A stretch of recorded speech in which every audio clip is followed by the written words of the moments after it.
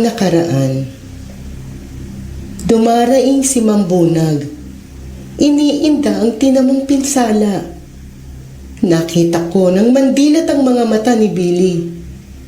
Ilang sandali pa'y nanulay sa mga labi ang makahulugang ngiti. Napalunok ako. Magsisimula na ang lagim. Ang gabi ng lagim.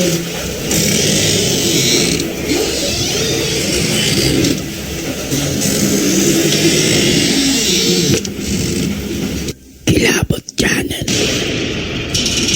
Kwentong kilabot. Signing on. Hindi ko hiniling ang ganitong kapangyarihan. Sinubukan kong iwasan, ngunit hindi ko natakasan. At nang sumapit ang aking 18 kaarawan, nagsimulang muli ang kababalaghan.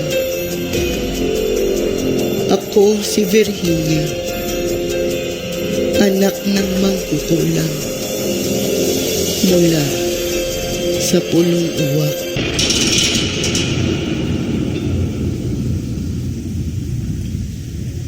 Samantala, sa lugar at panahon na pinanggalingan ko,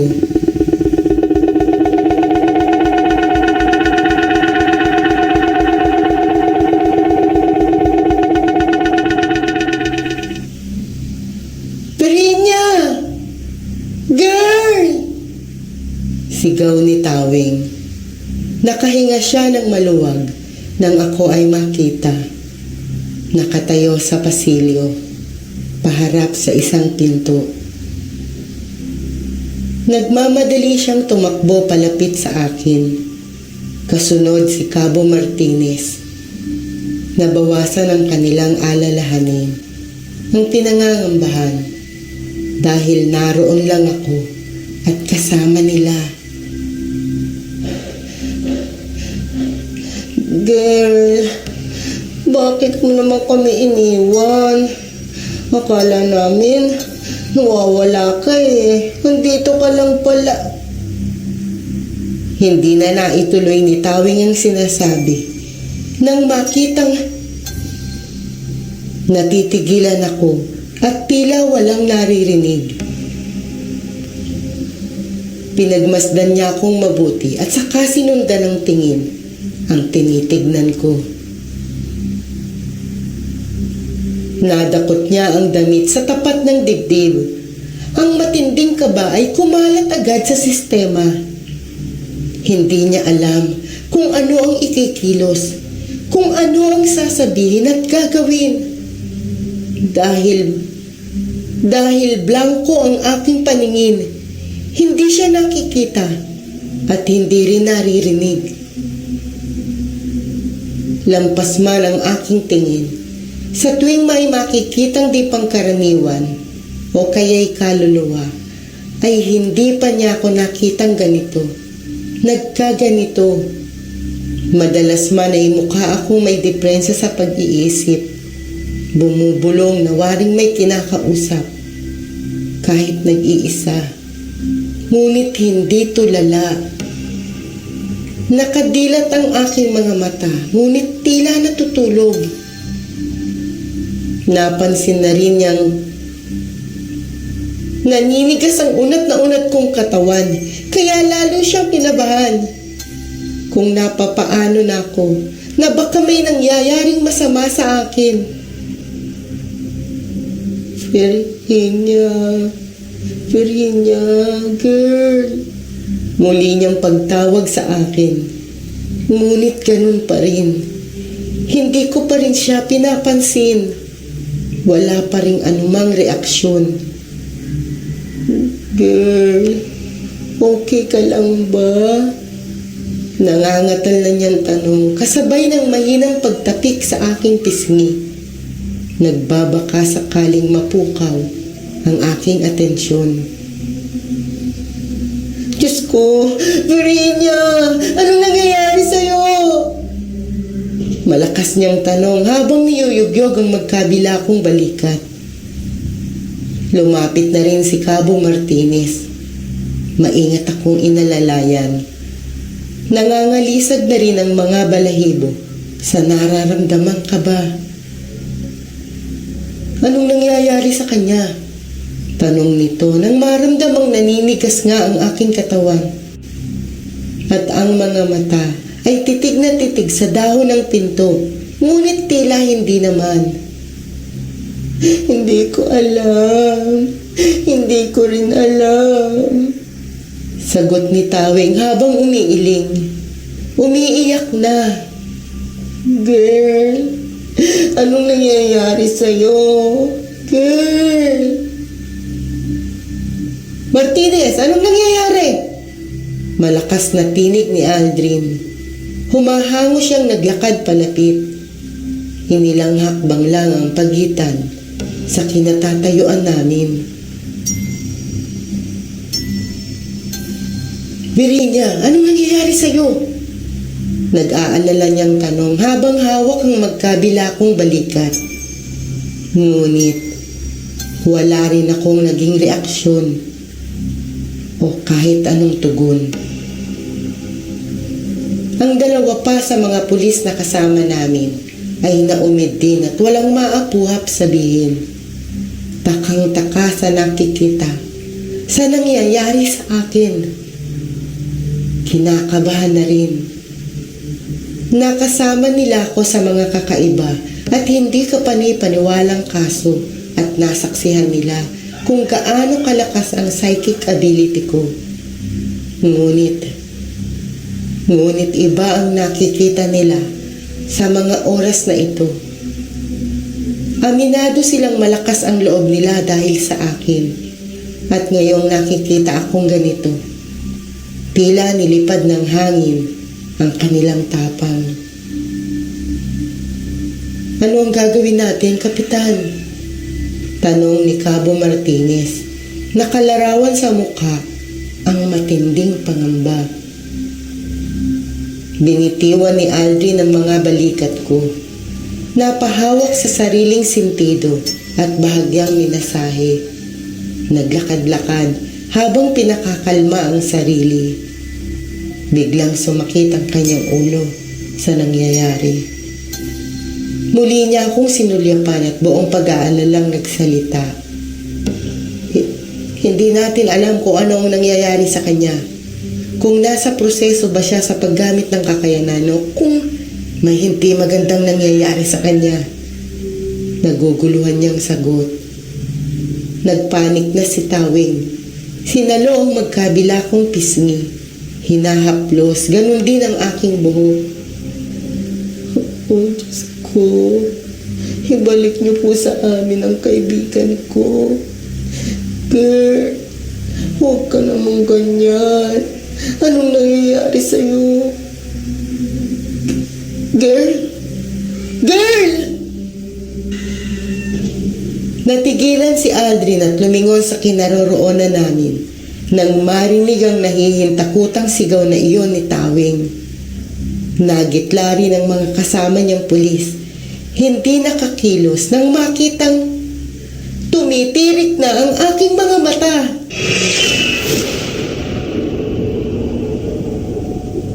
Mabilis akong nilapitan ni Aldrin.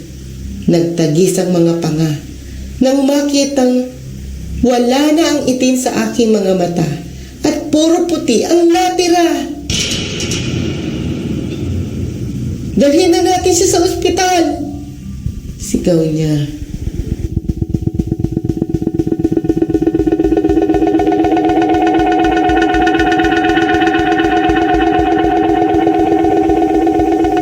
Sa kinaroroonan ko,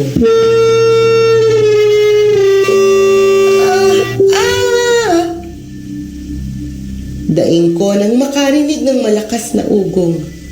Tila feedback ng mikropono ang pumupuno sa aking pandinig. Masakit sa ulo ang tunog kaya tinakpan ko ng magkabilang palad ang tenga at mariing ipinikit ang mga mata. Naramdaman kong tila may humihila sa akin Kaya itinuon ko ang isip at nilabanan ang puwersang iyon.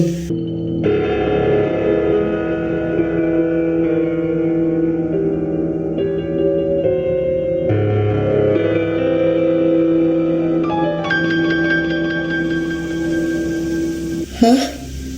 Sambit ko nang sa muling pagdila ay makitang nakatayo na ako sa pasilyo. Hindi ko alam kung saan ako napunta, kung bakit ako napunta rito. Hindi maaari. Kailangan kong malaman kung ano ang nangyari. Hinamig ko ang sarili at saka dahan-dahang naglakad. Palinga-linga. Hinahanap ang silid kung saan naroon sina Mambunag at Billy.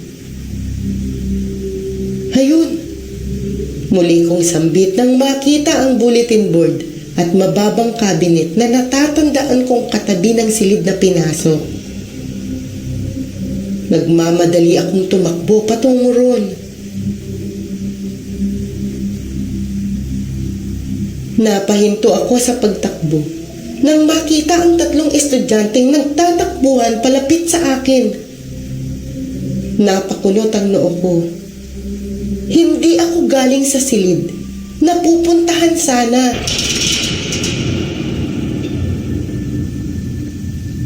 Hoy! Saan ka ipupunta? Boses lalaki. Pumaling ang mukha ko sa pinanggalingan ng sumigaw. Ang janitor. Siya ang janitor. Tatakas na naman kayo, no? Matapang nitong tanong. Hinarangan pa ang daraanan ng 4 na batang tumatakbo. Paraanin mo kami, kuya mo.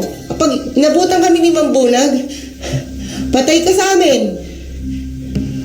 Humihingal na sabi ni Bogs. Ngunit hindi umalis ang janitor. Bagkus ay lalong pinag-igi ang pagharang. Nakadipa patagilid. Ang magkabila nitong braso na animo nakikipagharang ang taga. Balik! Bumalik kayo sa classroom nyo! Sigaw nito. Nakikipaghamunan sa mga batang kaharap. Nakangising nagtinginan ng 4 na bata. Nagsenyasa ng mga ito at saka sabay-sabay sumugod.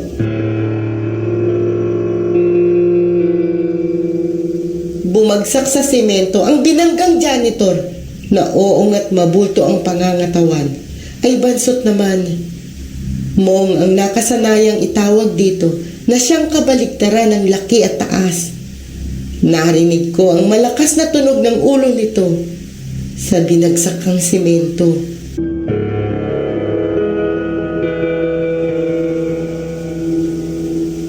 Ang dami mong alam, ha? Ano ka ngayon? Akala mo kung sino ka, janitor ka lang naman sa school na to? Ang parents namin ang nagpapasweldo sa'yo, gago! Sigaw ni Jake. Yan ang bagay sa'yo, nano! Nakangising sabi ni Lester. Fuck you! Fuck you kamin! Pang-aasar naman ni Dudes, sabay senyas ng dirty finger.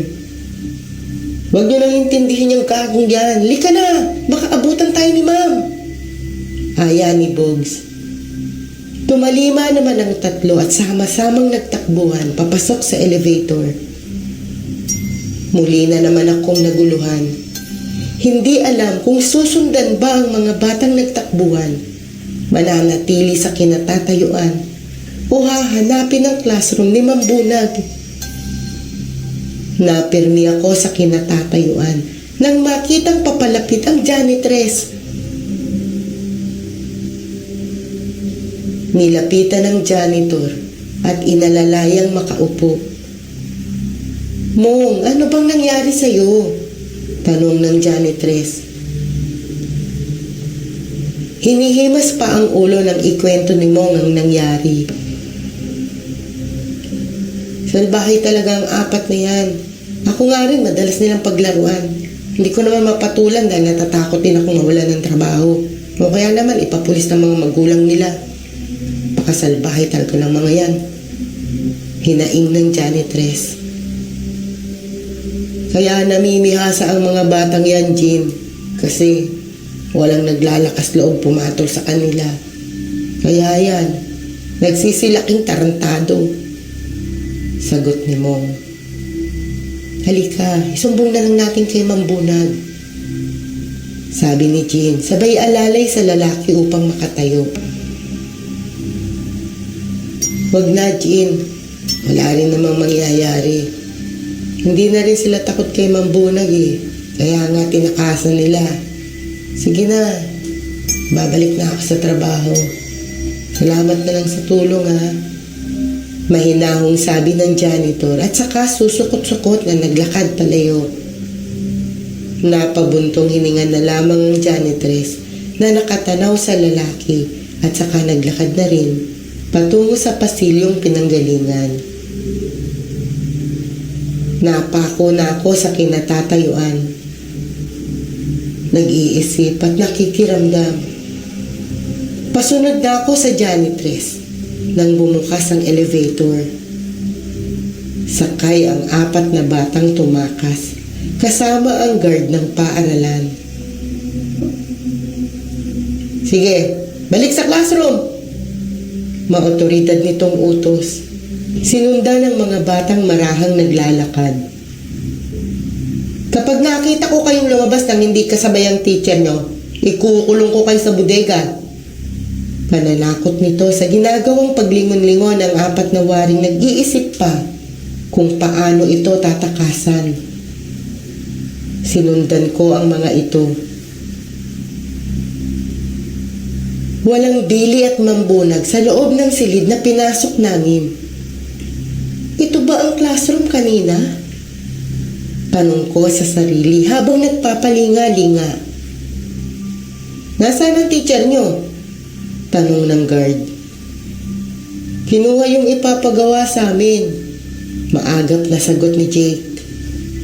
Dahil sa isinagot na iyon ng batang magaling magsinungaling, ay nakatiyak na ako. Hindi nga ito ang classroom ni Mambunag. Kaya pala nakapuslit kayo. Hintayin niyo siya rito ha. Walang lalabas. Kung di, ibabartolin ako kayo sa bodega. Tignan ko kung di kayo maihi sa takot kapag nakita niyo ron ang multo sa malaking puno. Sabi pa nito bago lumabas at isara ang pinto. Paglapat ng dahon ay mahinang nagtawanan ang 4 na bata.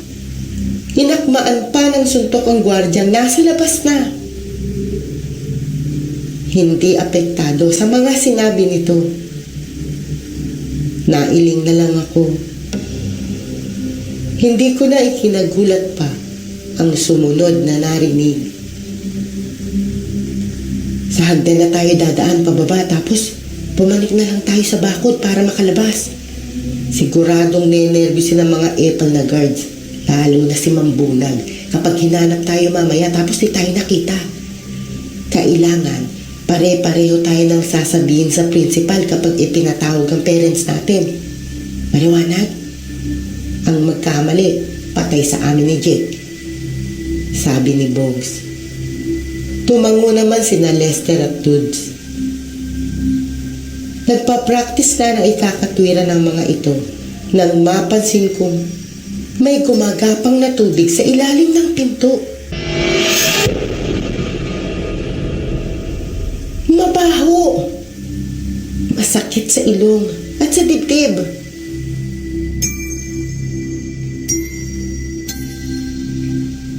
Tumuloy ang pagguhit ng agos sa loob ng silid. Saglit lang ay nagtakip na ng ilong ang magkakaeskwelang natitilihan. Nakalarawan sa mga mukha ang pagtataka, ang takot. Nanlaki ang mga mata ko nang mapansing namumutla na ang mga ito at nahihirapang huminga. Nagtakbuhan ang mga ito palapit sa pinto, nag-uunahang makalabas. Ngunit, hindi mabuksan ang pinto. Hinuha ko'y nakalak sa labas. Napakapit ako ng mahigpit sa sandalan ng upuan. Hindi lang sa dahilang naliliyo na rin ako sa amoy na nalalanghap, kundi sa magaganap ang misteryong gusto kong malaman. Masasaksihan ko na.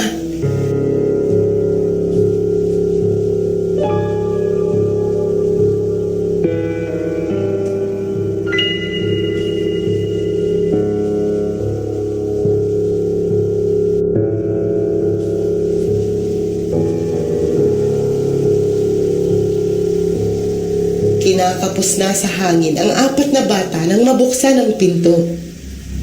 Nagunahan ang mga ito sa paglabas. Nagtulakan, nagbalyahan. Lumabas na rin ako at saka sumagap ng hangin habang pinanonood ang nagtatakbuhang mga bata. Nangangalugma ang mga tuhod ko at bahagyang nanlalabo ang paningin. Ay humakbang pa rin ako upang sundan ang mga ito.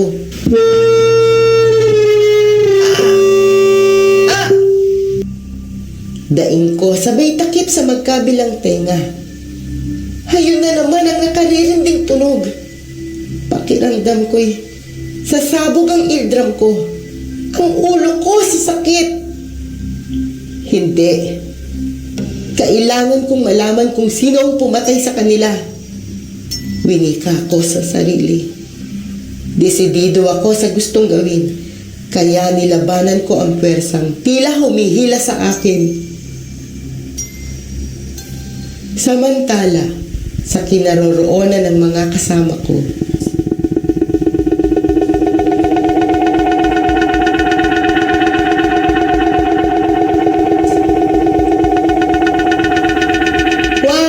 Wag niyo siyang gagalawin!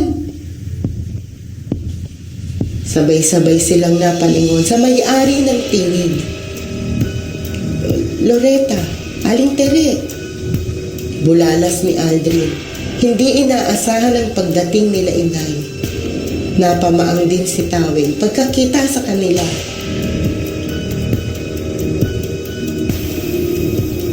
Tumitirik ang mga mata ni Virginia, Loretta. Baka kung napapano na siya. Kinakabahang salubong ni Tawing. Hindi sang-ayon sa sinabi nito. Tumingin pa siya kay inay. Hinihingi ang pagsang-ayong madala ako sa ospital. Mas malalagay sa kapahamakan ang buhay ni Ate Virginia kung magagambala siya sa kinaroroonan, Kuya Tawing. Sagot ni Loretta. Ha? Gulat na gulat ang sagot ni Tawing. Muli na namang tinignan si inay. Mamaya na namin ipaniliwanag ang lahat, Tawing. Kapitan, si Loretta nang bahala. Mas alam niya ang gagawin. Mas alam niya ang dapat gawin. Sabi ni inay. Bagaman ganoon ang sinabi, ay nasa himig pa rin ang takot. Ang pag-aalala. Ano ang gagawin natin, Loretta? Tanong ni Aldrin. Ihiga niyo siya, ngunit siguraduhin yung nasa tapat pa rin ang pintong yan. Napatingin si inay kay Loretta. Nadagdagan ng tiwala sa kakayanan ng dalagitan. Wala mang liwanag ang paningin, ay may natatangi na manggaling. Hindi naman nakakilo si Aldrin at nagtatakang tumingin kay inay. Nang tumango si inay, katumbas ng pagsang-ayon, mabilis na siyang kumilos. Hinubad niya ang suot na jacket at inilatag sa sahig. Saka maingat akong binuhat at inihiga sa lapag. Nakaalalay naman sa kanya si Tawing at ang mga kasamahang pulis. Humakbang si Loretta palapit sa akin na waring nakikita ang nilalakaran. Nagkatinginan sila, lalo na ang 3 pulis na kasama namin. Wala silang kaalam-alam na nakikita ni Loretta ang isang batang laslas ang lalamunan. Nakatayo sa tapat ng pintuan at nakatingala. Natitiyak niyang ako ang tinitignan nito dahil sumunod pa ang paningin pababa sa sahig nang ihiga ako roon. Nakikita rin niya ang isang babaeng duguan. Nakatayo sa likuran ng bata at ang magkabilang kamay ay mahigpit na nakahawak sa balikat nito. Mistulang pinipigilan ng bata sa gustong gawin. Loretta, hanitawin. Ihiga niyo ako sa tabi ni Ate Virginia. Susunduin ko siya. Muli silang natigilan sa sinabing iyon ni Loretta. Kailangan na nating kumilos agad. Anito. Wari ba'y noon lamang nagising ang mga kasama niya. Hinubad na rin ni Cabo Martinez ang suot na jacket at inilatag sa sahig. Inalalayan nila sa paghiga si Loretta sa aking tabi. Huwag niyo kaming hihipuin anuman ang makita niyo at marinig. Kung maaari sana ay iwasan niyong lumikha ng kahit anong ingay. Igagalaw ko ang aking mga paa kapag nakita ko na si ate at ipapadya ko naman ang 3 ulit kapag kami ay nasa panganib. Iyon ang hudyat para kami ay gisingin. 3 sunod-sunod na kalasing ng barya ang makakapagpabalik sa amin. Bilin niya. Pigilang hininga ng mga nakarinig sa sinabi niyang yun. Halos magkakasabay silang nagsitango. Isinuksok ni Andre ang kamay sa loob ng bulsa at sinigurong may barya. Isang 5 pisong coin ang nasalat nito at saka may pit na hinawakan. Nakatingin silang lahat nang ipikit ni Loretta ang mga mata. Habang hawak ang isa kong kamay, kumibot ang mga labi nito. May inuusal na orasyon. Ng mga sandaling iyon ay walang nagsasalita. Tanging ang mabilis na pintig ng kanilang mga puso ang siyang naririnig. Lahat ay pawang kinakabahan sa mangyayari. Lahat ay nag-aabang kung ano ang magaganap. Palipat-lipat ang kanilang tingin sa akin. Kay Loretta. Binabantayan ang mga paa niya. Tinitignan kung gagalaw. Lahat sila ay nananalangin. Sana'y magawa ni Loretta ang sinabi.